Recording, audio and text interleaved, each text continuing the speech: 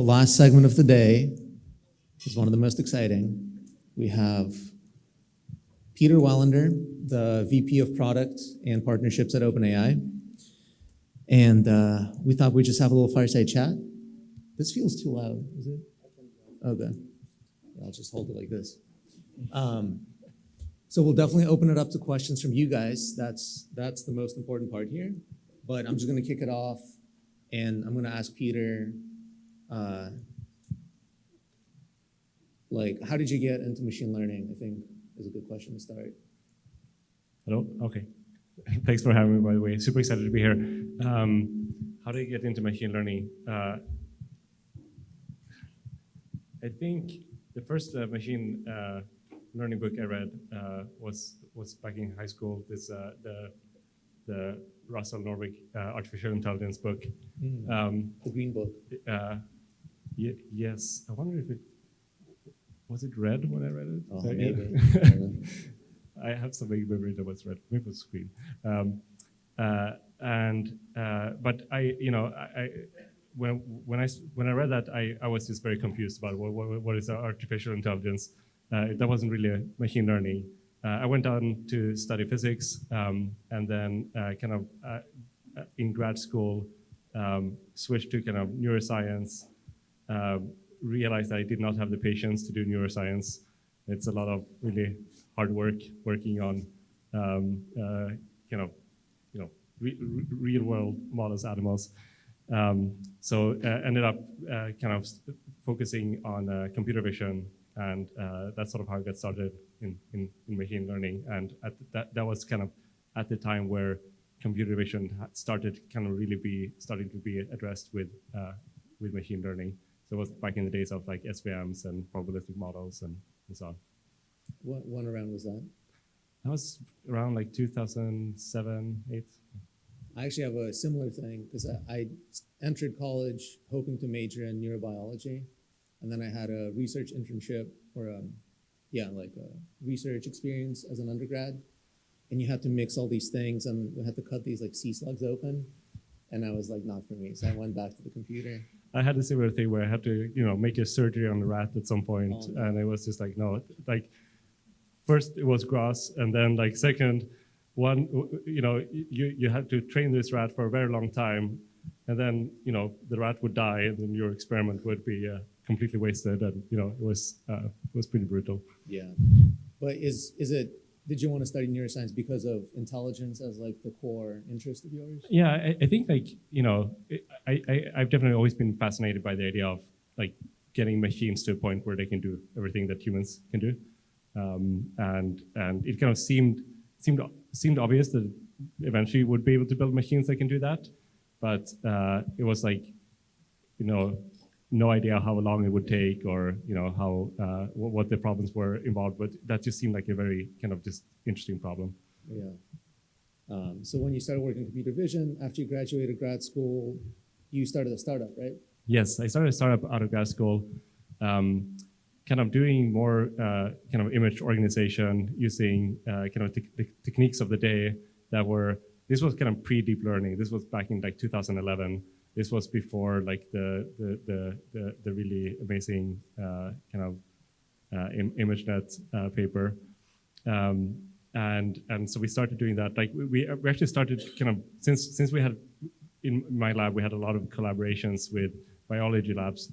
We started with an application that was essentially tracking animals like flies or mice and so on using computer vision techniques. We knew nothing about starting companies. So we realized very quickly that market was not really great because grad students doing the same task was cheaper than having these computer vision systems doing it. So it was basically no money to be made there. So at some point we pivoted to basically building an application that could organize your photos based on content. So you would like get all your photos of people in one category, your photos of your food in one category, and so on. This was like right when the iPhone 4 kind of took off, and so it was the reason we kind of went into this. We saw on Flickr at the time, Flickr.com, don't know if it's still around, but you would see like these graphs of how many cameras there would be, how many photos per camera, and you would see all these like advanced cameras, the DSLRs and so on. And then there would be like the iPhone 4, which is like went from like nothing to kind of crush all the other things. So suddenly everybody had like an amazing camera in their hands, and we kind of predicted that would change everything around photos. And then the startup quickly got acquired, right? Yeah, so we got acquired by Dropbox, where Dropbox had kind of, we realized during building the startup that it was quite hard to acquire users. And Dropbox had acquired a lot of photos, and they had, it was like, taking up most of the space of Dropbox with all these photos that were not indexed at all. So we joined Dropbox to basically help build up Dropbox's first machine learning computer vision team to start just making sense of all the data within Dropbox. And it was a really fun time because it was just when like deep learning started to take off. Like all these problems that we thought would take like years to solve, suddenly you could solve them in like 3 months or something with deep learning. And it was just like kind of quite incredible to see how the whole field changed. Like all these techniques that people have been using for like 10 years, whatever, didn't matter anymore. It was all neural networks. And I remember that led to a pretty cool app, right? It was like was it a mobile app? Or? Yeah, we built this app called Carousel. I used that, I think. Yeah, that's good. It was a really fun app to make. People really loved using it. Eventually, we kind of decided. I think Dropbox kind of realized that all these photos were costing them a lot of money. So then they started kind of deprioritizing that product. But it was a really fun one. We started focusing on other things, like just analyzing a lot of the documents in Dropbox, making it easier to search semantically within Dropbox and so on. So that's what we kind of went through a lot of different applications of machine learning at Dropbox. Right. So you have an academic background as a grad student, and then you started focusing on product, and your current role is VP of product. So how was that transition for you, like from an academic mindset into is this useful to someone mindset? Yeah, so I've always been more interested in that aspect of this technology. It's like how do we, like, why are we building this? I mean, it's just like so it can be useful for all of us. And I've sort of always been interested in this interface of like what are the problems that people have, and what can new technology change around those problems. And I thought that was like one of the reasons I really enjoyed the work at Dropbox was this idea of like it's that suddenly like people had all their files at one place suddenly, but they were really hard to make sense of them. But we had all these amazing techniques in machine learning we could start applying to organize that content. I kind of always been interested in that. While at Dropbox, this was also when kind of deep reinforcement learning was starting to take off. And I remember kind of actually chatting with Peter Welinder at Berkeley at the time, and kind of learning about all these amazing deep reinforcement learning techniques applied to everything from Atari to robotics and so on. And it seemed like a really kind of a good fairly high chance that these techniques would change the way you would go about robotics. That's what eventually took me to OpenAI, was this idea of like, again, there's a new technique here, there's a problem out there, robotics, how can you apply it to that problem? So what brought you to OpenAI is that mindset of like, how do we make this new stuff useful to people? Exactly, and I think like OpenAI was kind of a really interesting company. So I joined OpenAI back in like early 2017, so it was about a year old. And it was just a very interesting company in that there was a small group of people that were just very interested in a very hard problem, which was kind of AGI generally, and had some interesting ideas of how to get there. Like robotics was like one bet. There was a number of other bets, like deep reinforcement learning applied to games. So for robotics, it was specifically deep reinforcement learning applied to robotics. It was like unsupervised learning, and there was a sense of like, if you put these things together somehow, we can figure out how to get to AGI. And AGI at the time kind of felt like it was slightly outside of the Overton window of what was kind of acceptable, and it just seemed like a little bit crazy. But the people there were just like brilliant and had this like huge ambition. So it seemed like just a kind of a pretty good place to go to just see what we can do. If you can be really pragmatic and you don't, if you care more about the problem you're solving than like publishing and so on, and you care more about just like everything that goes into it, everything from the research to engineering, like maybe we have a shot at like solving this crazy problem. What was your estimate as like when you joined in 2017? Did you think you would be like AGI would come in 2022 or like 2030, or you just had no idea? I felt like I had no idea. It felt like still so uncertain. I mean, I didn't even know if like OpenAI would exist like after with it like a year or two. It was a whole new setup, right? A nonprofit doing this tackling a problem that usually was done in universities. But like, it felt very uncertain. I was definitely kind of quite pessimistic about the timeline, but it sort of felt like, well, who knows? Maybe there's something here. Can you talk more about how OpenAI as an organization converged on the GPT style AI? I think from all these bets that you described. I think it came down to like we tried a lot, like all these different bets kind of taught us different things. Like for example, like one thing we did was creating like a Dota bot that beat the world champions on Dota 2. And you know that happened during FSDL 2018, I believe, because I remember we had a boot camp in person like this in 2018, 2019. You were there, and the OpenAI 5 was like competing, and we paused the conference, I think, and like watched it. Oh wow! Yeah, or it was during the lunch break or something. But I remember it was on the screens. That was like such a kind of cool project overall. Like I remember when we started that. There was a number of things like, you know, like it was totally unclear whether this would be possible to do. Like I remember we invited a number of Dota players and they were like, there's absolutely no chance in hell that you can do this because like I've spent like 10,000 hours on it. There's so much strategy involved and you know, this is completely impossible to solve. And I, you know, in the beginning, like there was a lot of like kind of thoughts around like we will need to kind of come up with whole new architectures here, whole new kind of deep like reinforcement learning techniques and so on. And I think what was really surprising by that whole project was that it was a fairly simple kind of neural network with a with just a standard reinforcement learning algorithm on top, and just you know a shit ton of data, lots and lots of playout like trajectories. And that got you to kind of human level, beyond human level on Dota. So that was kind of just I think a crazy kind of discovery in itself. That was like now it feels obvious, but it was not at all obvious at the time. It was like kind of felt very like it was not at all expected that would happen. Similarly, like you know we had other project, a robotics project where we had a robotic kind of hand. Solve Rubik's Cube. And I remember we picked that project also to kind of understand like what would it take to do deep reinforcement learning in the real world.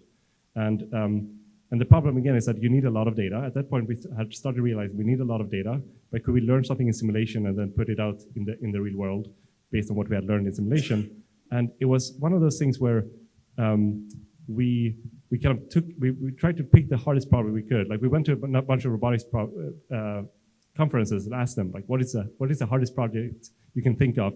What are the hardest problems in robotics? And people told us like, well, you know, contact with some object is really hard, like manipulation, you know, controlling kind of lots of different like complex robots, like lots of robotic arms is really hard. So then we took a hand, which is like essentially 5 robotic arms, and we took a Rubik's Cube that seemed like the hardest, like something that's really hard for humans to do. To manipulate, and it was also one of those projects which seemed completely impossible when we got started, and it was like grinding it for 2 years, and then we managed to do it, and it kind of taught us again like all these obstacles can sort of be that you think are there can be overcome with fairly simple algorithms and lots of data, and you know a similar thing was basically the language models where it started. I think the first path in that directory was like the sentiment neuron with LSTMs back in 2017 or something. Then it was like GPT-1 and 2. And I think with GPT-3, we had started that's where we started feeling like, okay, here we have something that is now much more general. Like it was almost a state of the art at a number of tasks that you needed specialized neural networks for. It seemed like it was useful. We knew that we could apply deep reinforcement learning on top of it. We had learned how to use deep reinforcement learning really, really well. We knew that we could scale these things further. So at that point, like we had just validated that, we also realized that pushing robotics or like gameplay wouldn't teach us very much more. We were a lot of obstacles more obstacles we would need to overcome that wasn't necessarily aligned with getting to AGI. And with these language models, we felt like, okay, this is a place where there's like utility, there's scaling laws. This is like where we can really push it. So then we basically, based on that, consolidated a lot of OpenAI to kind of put it behind that bet. And with your product hat on, how did you think about turning it into a product? I guess what you eventually released it as an API, right? Not a specific vertical product, but as a pretty general API. Yeah. And then can you talk about that decision and like what you learned from that? I mean, this is what was really interesting because I think usually the worst way to create a company or a product is like, you have a solution looking for a problem. Right. That's like a terrible way to start any product. And we were just, we had talked about the number of different applications we could do. Maybe we should use this to create like the world's best like translation system or a really good writing assistant, or, we were talking about the chatbot all the way back then. Mm-hmm. And we just couldn't make up our mind. And I think it was like, actually it was John Schulman, who is also the inventor of a lot of these deep reinforcement learning algorithms, who was like, let's just do an API because like we can't decide which of all these ideas we want to do. And let's just have people actually, other people build, figure out what products can be built on top of it. And so that's kind of what we set out to do. Like we had GPT-3, but we just didn't know if it was useful. So we went out and like talked to like hundreds of companies while we were building the API. And I remember like the first version of the API was like extremely slow to do inference in. Like you had to like, it was like a second per word. And like everybody like, this is never gonna work. Yeah. This is terrible. I think during the course of like 3 months, we improved like the latency by like 100x or something like that, It was a ton of work that went into it. During that time, we went out to like demo it for companies and so on, and like probably hundreds of companies we talked to, and like, pretty much all of them were like, this is a cool demo, but I have no idea how we're gonna use it. It doesn't make sense. But then we managed to kind of scrape together like, 10 launch partners or something, and then get it out. But when we launched, we were still not sure. Like, does anybody really want this? Right. And I'm going to skip ahead to ChatGPT, I think. So when that came out, what were your expectations for it, and how, what was the reality, I guess? Yeah. So that was really interesting because, like, as I said, like we had been thinking about a chatbot. Like we were actually thinking about a chatbot demo with the first API release. At the time, we just felt like we just know way too little about these models, and we probably, if we create a chatbot with this at this point, like it will just embarrass us. Like we had all seen like Microsoft Tay, like the Twitter Microsoft chatbot that people turn into a Nazi, and we were like, this is just like this is dangerous territory. So we decided, like we were like, I think before the API, we released the API, within 5 days of the API release, we were like, yeah. We were planning on doing it, but we kind of abandoned that idea. And that all the way back in 2020. You were about to release a chatbot. We were thinking about doing it at the time. But so then what we ended up, but we felt like the technology wasn't quite there. Mm-hmm. We hadn't really validated a lot of like the reinforcement learning from human feedback and stuff like that yet. Like that was like ongoing research at the time at OpenAI.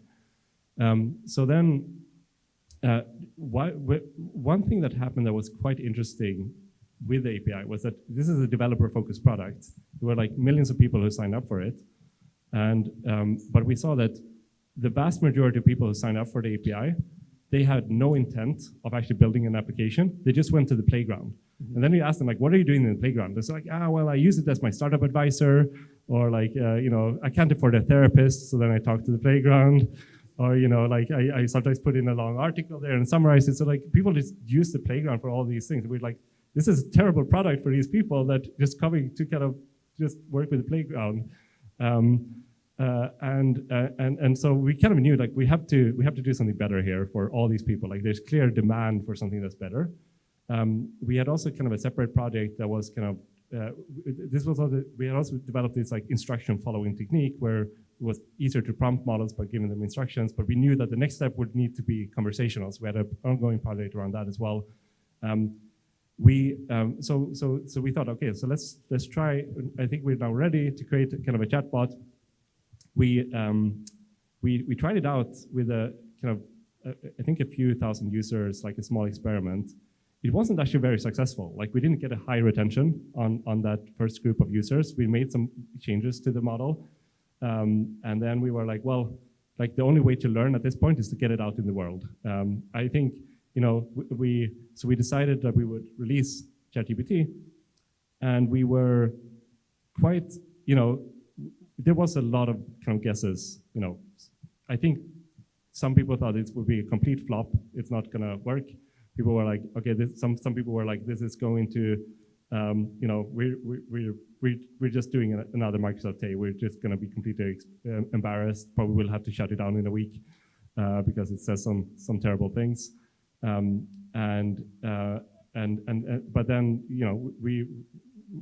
I think we allocated sort of we planned for okay, it should be able to kind of scale to like a few 100,000 users. That's probably what we'd get. And then we released it, and then I think like within a week or something, we had like 1 million users on it, and it was just like it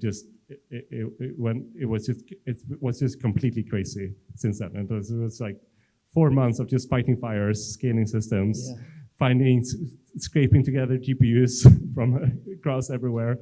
It's been pretty wild. What have you been most surprised by in how users have like started using it?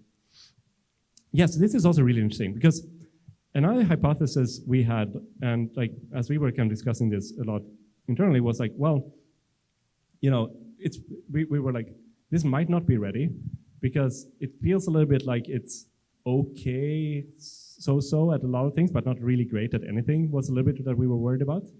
And I think what we saw when people started using it was that people actually found it to be great for lots of different use cases. And there wasn't just one use case that people ended up using it for, but like tons of different ones. And we just saw that for every user we talked to, like they didn't have one use case. They had like 5 or 10 different use cases that they came back to over and over and over again. And usually they had started with one thing, like, just asking about some topic they want to learn more about, but then they realized they could kind of, summarize things and so on. So they started kind of just learning about more and more ways to apply it in their workflows. And I think that was kind of surprising just how well it worked for so many different things. We sort of suspected that this would happen. We felt fairly confident that this would happen with GPT-4, but we weren't entirely sure if it was good enough with GPT 3.5. That's interesting. And one thing I've observed is that's been surprising to me is how fast like large incumbents have been to adopt this kind of chat technology, like Intercom and I think Salesforce, and like all these companies are very quick to integrate it, sometimes partnering with you, sometimes on their own. Is that partially because you've been pushing for it, or is it more of a pull from them? It's definitely a pull. Like this, I think the big update is that I think what ChatGPT kind of just became incredibly kind of just good product marketing in some sense for what this technology can do. Like before you had to kind of explain like what is a language model, what can it do, like how is it useful for you and so on. Now everybody could just try it and they could see it. Like everybody and their grandmother was doing it. It's Yeah. like kind of pretty incredible, right? Like, and so you didn't need to explain anything. Everybody were like, well, why can't, like, this thing seems like it could fit really well into my product. And I think, companies started to realize that if I don't do this, I will fall behind. I think like it's just created a lot of kind of just FOMO, quite frankly, in like both FOMO and opportunity in some sense. Like it's very clear that this you could get a sense of how reliable it was already by just trying it. So it wasn't like just like some snake oil kind of demo anymore. Like anybody could try it and get a sense of it, and then get the feel like this is actually worth investing in. So one thing that's I have trouble disentangling is like, curious what you think. What percentage would you assign to the UX of the chat interface versus the improved capabilities of the model? Because like you're saying, some of this tech has been kind of out longer than it seems. Yeah. Right, but it really reached this critical mass with the ChatGPT release. Do you think that's because of the UX largely, or did the underlying tech actually change as well? I think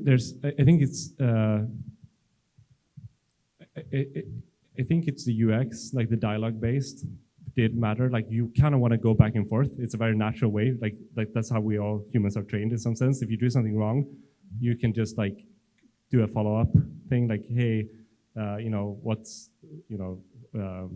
summarize this article as like, summarizes it, and then you're like, no, I want to summarize in like 2 sentences, not like a whole paragraph or whatever.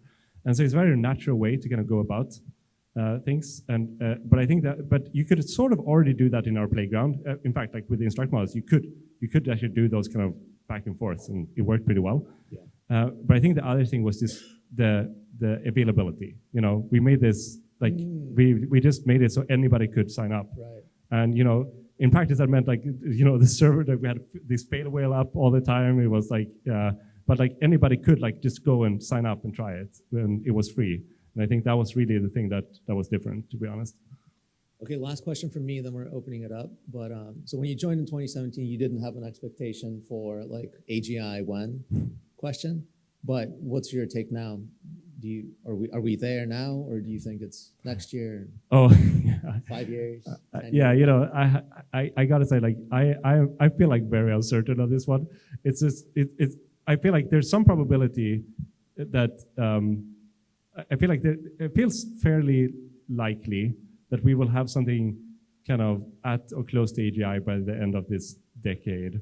And when I say AGI here, usually the way I define it is like it's kind of an autonomous kind of AI system that can do economically useful work at the level of humans or beyond. So like imagine like basically an AI, all the things that you can do at a computer. If the AI can do that, then it's going to be, the pandemic showed us like a ton of work can be done from a computer, and it's very economically useful. If it can do that sort of work, then we're probably there. And I think there's probably, I feel like now I start to feel like it's probably not, I would not be surprised if it happened by the end of the decade. But I also feel like, maybe a few years from now we look back and we say like we had AGI already with GPT-4 or something like that. It's just like we just hadn't figured out how to put all the pieces together. If you look at some of the things like AutoGPT and so on, you're like, this is pretty crazy. Yeah. Okay, well, let's open up to questions. Okay, well, we're at time. So thank you, Peter. Thanks for these questions. Thanks for having me.